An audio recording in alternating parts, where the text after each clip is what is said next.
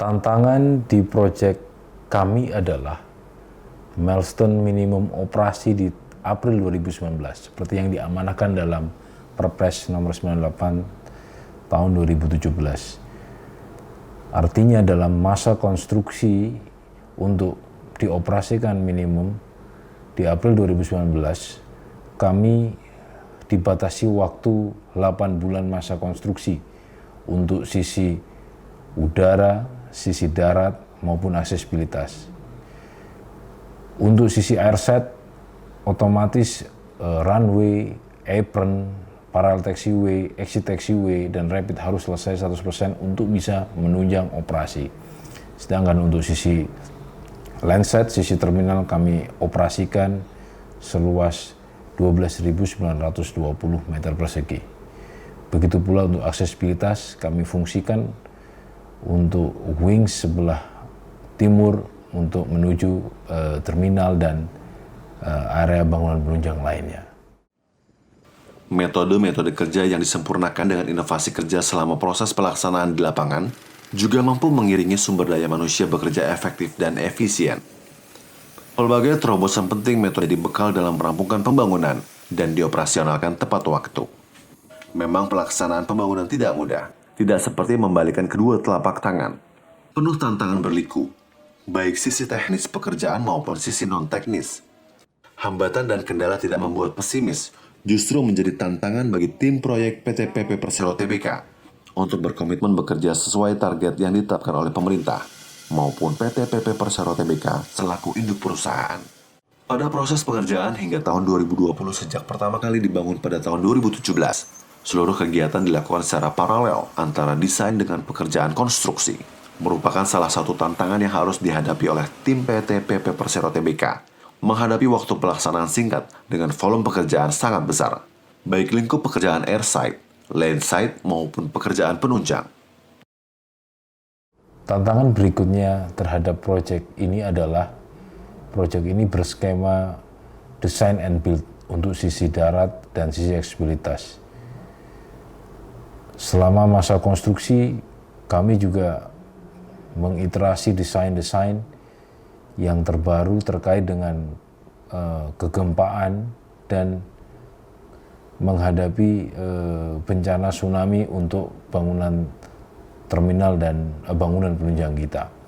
Yang berikutnya adalah kami sudah mempersiapkan perbaikan tanah untuk menghadapi isu likuifaksi atau pergerakan tanah terkait dengan bencana gempa. Semua telah kami perhitungkan dari sisi geoteknik likuifaksi, bahaya likuifaksi, dan siap menghadapi bahaya tsunami. Untuk menjawab tantangan-tantangan yang ada, kami melakukan pendekatan teknologi dalam mengeksekusi proses konstruksi kami. Salah satunya adalah penggunaan BIM, Building Information Modeling, terus kemudian penggunaan project scheduler yang terintegrasi antara desain, procurement, dan execution, konstruksi.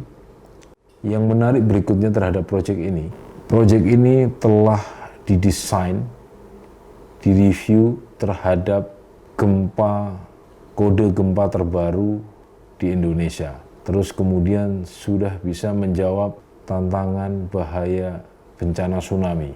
Untuk isu geoteknik, likuifaksi, kami juga sudah melakukan metode perbaikan tanah di areal bandara yang kami manfaatkan untuk fasilitas bandara.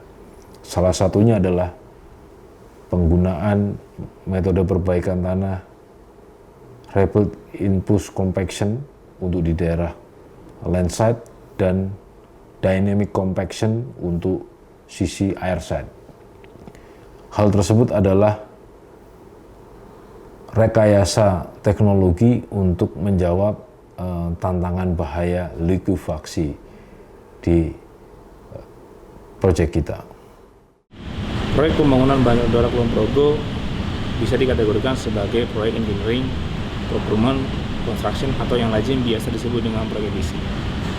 Strategi engineering yang kami terapkan adalah pertama, segera mengupload gambar detail engineering design menjadi gambar sub-drawing sehingga teman-teman di lapangan bisa segera melaksanakan pekerjaan tersebut. Yang kedua, approval material.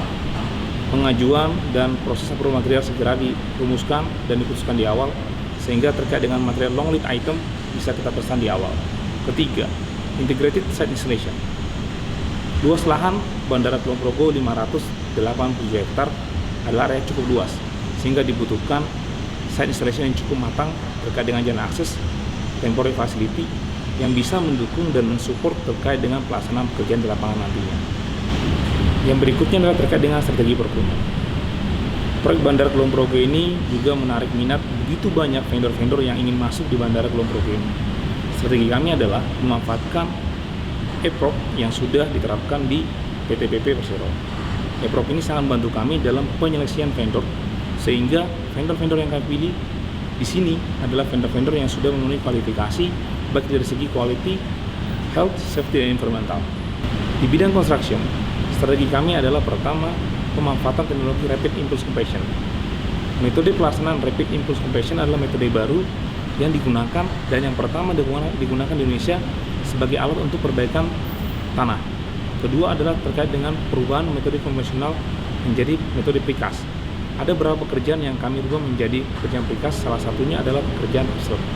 Ketiga, untuk pelat lantai sendiri, kita mengganti metode konvensional menjadi menggunakan metal deck, di mana metal deck tersebut kita cutting size di lapangan.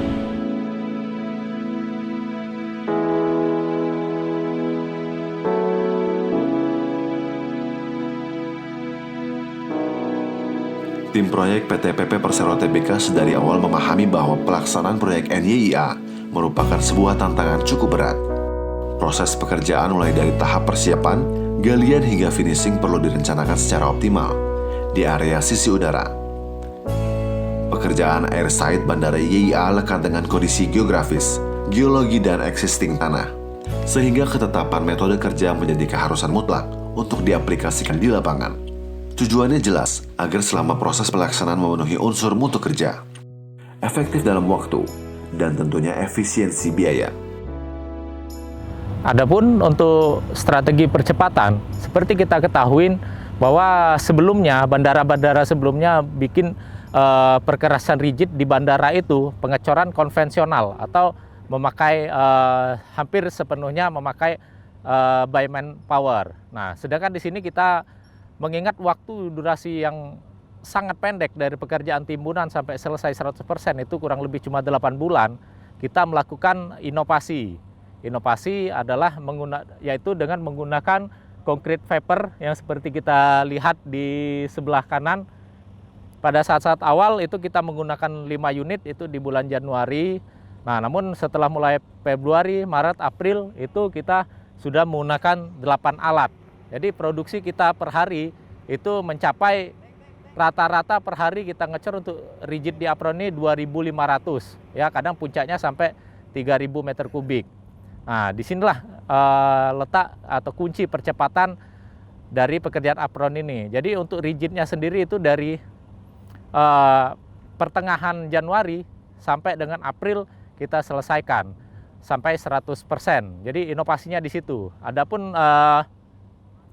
kalau di tempat sebelumnya dikarenakan pakai warmes seperti saya jelaskan tadi, jadi pakai konvensional atau dengan orang sepenuhnya. Nah, kalau seperti ini kita tidak akan selesai di bulan April ini. Oleh karena itu seperti saya jelaskan tadi, inovasi kita menggunakan concrete paper ini sangat disolusi agar proyek ini selesai di tepat waktu. Penggabungan metode pelaksanaan, kekuatan struktur serta performance Bandara YIA memacu SDM untuk lebih berkreativitas dan berinovasi agar hasil yang diinginkan dapat tepat waktu, kuat, cepat, dan indah. Pada pekerjaan airside yang menjadi bagian dari bandaran yang berhubungan dengan kegiatan take-off maupun landing, bagian airside terdiri dari runway, taxiway, dan apron.